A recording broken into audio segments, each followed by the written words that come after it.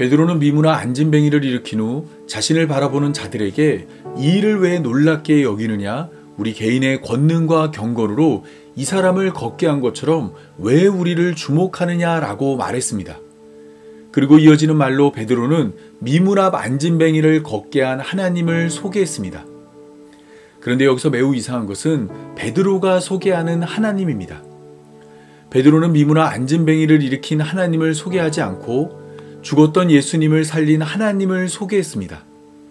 기적과 이적을 행하여 병을 고치는 하나님을 소개했다면 더 많은 사람들이 하나님을 따랐을 텐데 베드로는 예수님을 영화롭게 하신 하나님을 소개했습니다. 베드로는 왜 미문 앞 안진뱅이를 고치는 하나님을 소개하지 않고 예수님을 죽은 자 가운데서 살린 하나님을 소개했을까요? 지금부터 그 이유를 살펴 오늘 본문이 우리에게 말하고자 하는 바가 무엇인지 함께 살펴보겠습니다.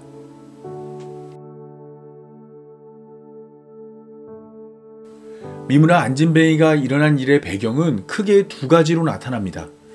첫째는 비교적 잘 알려진 출애굽입니다. 지난 시간 살펴본 것처럼 미문 앞 안진뱅이는 40세의 나이로 성전에 들어가지 못하는 자였습니다. 이러한 모습은 출애굽한 이스라엘 백성과 같은 모습입니다. 출애굽한 이스라엘 백성들은 애굽을 나왔지만 40년 동안 약속의 땅에 들어가지 못했습니다. 이때 출애굽한 이스라엘 백성들은 모세의 뒤를 이어 여호수아가 지도자가 되자 은혜로 약속의 땅에 들어가게 되었고 미문 앞 안진뱅이도 베드로가 소개하는 나사렛 예수 그리스도의 이름을 의지해 성전에 들어가는 자가 되었습니다. 두 번째는 잘 알려지지 않았지만 오늘 본문을 푸는 중요한 열쇠인 누가복음 5장의 중풍병자입니다. 누가복음 5장에 등장하는 중풍병자는 사도행전이 소개하는 미문 앞 안진뱅이와 비슷한 점이 많은 사람입니다.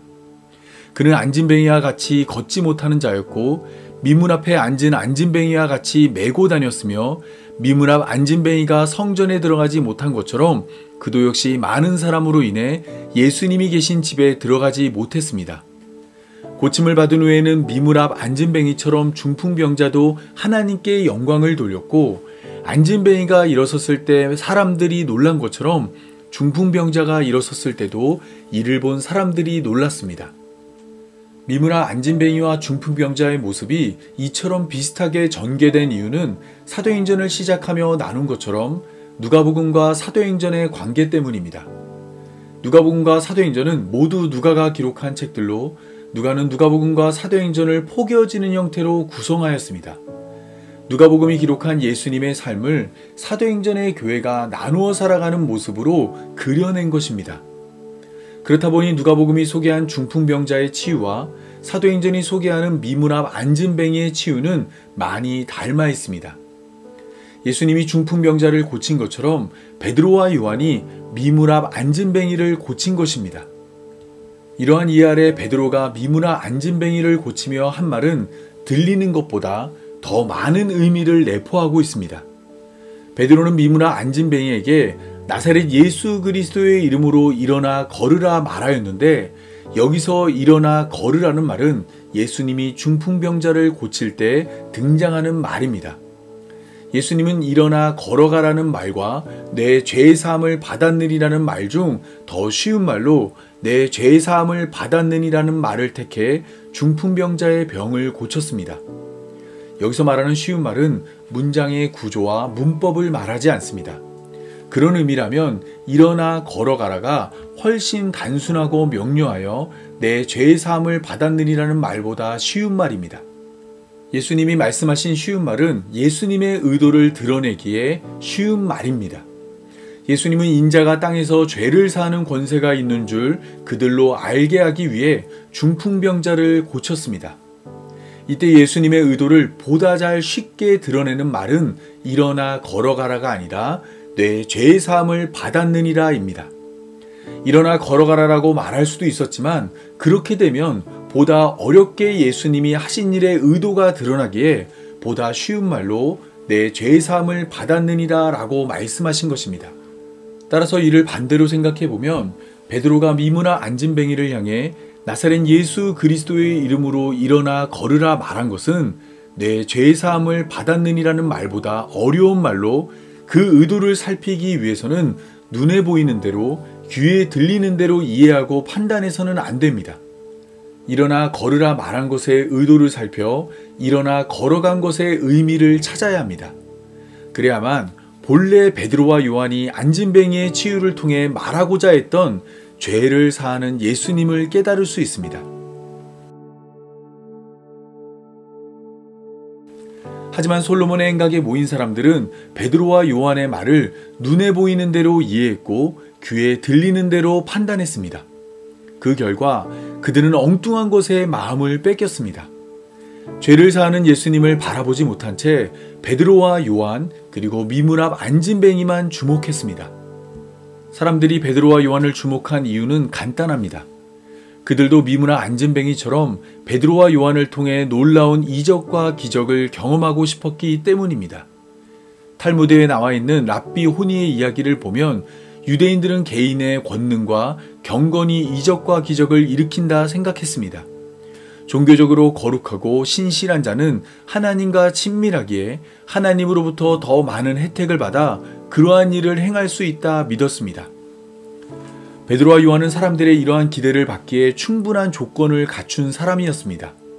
성령을 받은 베드로와 요한은 권능이 충만하여 사도행전 2장 43절에 의하면 많은 기사와 표적을 행했고 제9시 기도 시간에 성전에 올라 기도를 하였으며 예루살렘에서 가장 주목받는 공동체의 지도자가 되었으나 그들은 은과 금을 가지지 않았습니다.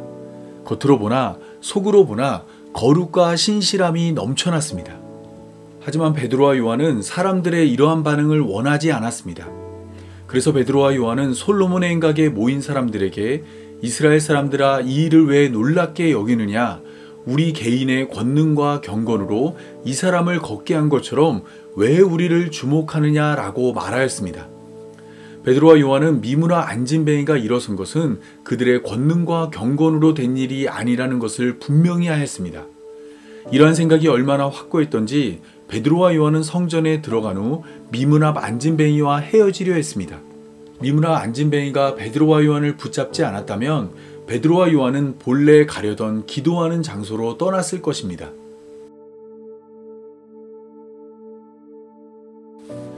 자신을 주목하지 말라는 베드로의 말은 사람들로 하여금 다른 사람을 주목하게 만들었습니다. 그는 바로 미문 앞 안진뱅이입니다. 사람들은 미문 앞 안진뱅이가 어떤 과정을 거쳐 병이 나았는지 궁금했습니다. 어떤 일을 해서 병을 고쳤는지, 당시의 상황은 어땠는지 알고 싶었습니다. 이를 알면 미문 앞 안진뱅이와 같이 이적과 기적을 경험할 것이라 생각했습니다. 베드로는 이러한 사람들의 마음을 잘 알고 있었습니다. 그래서 베드로는 미문 앞 안진뱅이가 일어날 수 있던 이유를 직접 밝혔습니다. 베드로가 밝힌 미문 앞 안진뱅이가 일어날 수 있었던 이유는 믿음입니다. 베드로는 미문 앞 안진뱅이가 나사렛 예수 그리스도의 이름을 믿음으로 그 이름이 너희가 보고 있는 이 사람을 성하게 하였다 말하였습니다. 믿음이 미문 앞 안진뱅이를 걷게 했다는 것은 누가복음이 소개하는 중풍병자가 걷게 된 이유이기도 합니다. 예수님은 중풍병자를 메고 온 자들이 침상채 중풍병자를 내리자 그들의 믿음을 보시고 이 사람아 내 죄사함을 받았느니라 라고 말씀하였습니다. 믿음이 미문 앞 안진뱅이를 걷게 한 것처럼 믿음이 중풍병자도 걷게 한 것입니다. 여기서 말하는 믿음은 우리의 의지적 결정이 아닙니다. 믿음이 우리의 의지적 결정이 아니라는 것은 예수님을 믿는 일은 우리가 결정하고 선택할 사항이 아니라는 것입니다. 갈라디아서 3장을 보면 바울은 성령을 받은 것이 율법의 행위에서냐 혹은 듣고 믿음에서냐 라고 물으며 믿음을 율법의 행위와 대칭되는 말로 사용했습니다. 로마서 4장에서도 아브라함의 의로움을 이야기하며 아브라함이 의롭게 된 것은 행위가 아니라 믿음이라 말을 하며 믿음을 행위와 대칭되는 말로 사용했습니다. 에베소서 2장 8절에서 9절 역시 믿음은 우리에게서 난 것이 아닌 하나님의 선물로 행위에서 난 것이 아니니 누구도 자랑할 수 없다 말을 하며 믿음을 행위와 대칭되는 말로 사용했습니다. 믿음이 행위와 대칭되어 나타나는 이유는 믿음과 행위의 주체가 다르기 때문입니다. 믿음은 우리가 하는 것이 아닌 하나님의 선물로 우리로부터 나오지 않습니다. 그에 반해 행위는 철저히 우리로부터 시작하여 우리로 마무리됩니다. 따라서 미문화 안진뱅이와 중풍병자가 믿음으로 일어서 걷게 된 것은 그들의 행위에서 원인을 찾아서는 안 됩니다. 그들은 다른 이의 도움 없이 원하는 곳에 갈 수 없는 한계가 분명한 사람들이었습니다. 이적과 기적을 경험할 조건이나 이유를 그들의 삶에서 찾을 수 없습니다. 베드로의 말처럼 미문합 안진뱅이의 믿음은 예수로 말미암는 믿음이기에 미문합 안진뱅이나 중풍병자를 주목해서는 안 됩니다. 하던 일을 멈춰야 할 안식일에 아무것도 하지 않는 것을 일로 여긴 사람들처럼 값없이 거저주는 믿음을 얻기 위해 그 값을 준비하는 자가 되어서는 안 됩니다. 믿음의 주체는 우리가 아닌 하나님으로 믿음을 선물로 허락하는 하나님을 바라봐야 합니다. 베드로는 솔로몬의 행각에 모인 자들에게 미문합 안진뱅이를 일으킨 하나님을 소개했습니다. 베드로가 소개한 하나님은 아브라함과 이삭과 야곱의 하나님으로 듣고 있는 자들이 조상으로 여기는 자들의 하나님입니다. 베드로는 이 하나님이 그의 종 예수를 영화롭게 하였다 말하였습니다. 여기서 예수님을 종으로 표현한 것은 이사야 53장이 소개하는 고난받는 종의 모습으로 예수님이 가장 낮아졌다는 것을 말하고, 하나님이 예수님을 영화롭게 하였다는 것은 하나님이 예수님에게 영화로운 자리, 영광의 지위를 수여한 것으로 가장 높이 올린 것을 말합니다. 이 과정에 이스라엘 백성들은 큰 죄를 저질렀습니다. 베드로는 너희가 예수님을 넘겨주고 빌라도가 놓아주기로 결의한 것을 너희가 그 앞에서 거부하였으니 너희가 거룩하고 의로운 일을 거부하고 도리어 살인한 사람을 놓아주기를 구하여 생명의 주를 죽였다 말하였습니다. 죄 없는 예수님을 체포하여 빌라도에게 넘겨주었고, 빌라도가 예수님을 풀어주려 하자 이를 거부하였으며, 바라바라는 강도와 예수님 사이에 바라바를 선택해 예수님을 죽음으로 몰고 갔다 말한 것입니다. 하지만 이때 하나님은 이스라엘 백성들이 죽인 예수님을 죽은 자 가운데서 살리셨습니다. 많은 사람들이 지켜보는 가운데 죽임을 당한 예수님이 살아났고 40일 동안 여러 사람들에게 보였으며 제자들이 지켜보는 가운데 하늘로 올라갔습니다. 베드로와 요한은 바로 이러한 일의 증인입니다. 그들은 두 눈으로 부활한 예수님을 보았고 40일 동안 예수님과 함께 있으며 예수님이 하늘로 올라가는 자리에 있었습니다. 때문에 그들은 두세 사람이 증언한 것을 참으로 여기는 유대인들에게 두세 사람의 증인이 되어 이 사실을 전했습니다. 이스라엘이 죽은 예수님을 하나님이 다시 살렸다 말한 것입니다. 베드로가 소개한 하나님은 듣고 있는 자들이 알고 싶어 하던 하나님이 아니었습니다. 그들은 솔로몬의 행각에 모여 미문합 안진뱅이를 일으킨 하나님에 대해 듣고 싶었습니다. 베드로가 어려운 말로 전한 일어나 걸어가라 말한 것에 응답한 하나님만 알고 싶었습니다. 높이를 계산하면 2m도 안 되는 높이를 변화시킨 하나님에만 관심을 둔 것입니다. 하지만 베드로는 이를 보다 쉬운 말로 풀어 예수님을 영화롭게 하신 하나님을 소개했습니다. 죽기까지 복종하심으로 종의 형상을 가지사 가장 낮은 곳으로 내려간 예수님을 하늘로 올리신 하나님을 전했습니다. 높이로 계산하면 계산이 불가능할 만큼 높여주신 하나님을 증거한 것입니다. 베드로가 증거한 하나님은 사람들이 기대한 하나님보다 크신 하나님입니다. 사람들은 병을 고치며 귀신을 쫓고 문제를 해결하며 자신을 부자로 만들어줄 하나님을 기대했지만 이러한 하나님은 너무 작은 하나님입니다. 베드로가 소개한 것처럼 하나님은 이 땅에서 가장 낮은 자를 가장 높은 곳으로 올리신 분입니다. 죄의 값인 사망이 올가매더라도 하나님의 능력은 아랑곳하지 않고 죽은 자를 다시 살려내십니다. 환난으로 택한 자를 짓눌러도 인내와 연단을 통해 소망을 이루도록 하나님이 자기 백성을 인도하십니다. 아담을 시작으로 이 땅의 모든 사람들이 하나님의 뜻을 떠나 하나님의 영광에 이르지 못했지만 하나님은 홀로 약속을 지켜 자기 백성을 구원하십니다. 사람의 어리석은 선택과 잘못된 판단에도 하나님의 구원은 흔들리지 않습니다. 세상의 모든 지혜를 모으고 강한 자가 연합하여 달려들어도 하나님의 구원은 멈추지 않습니다.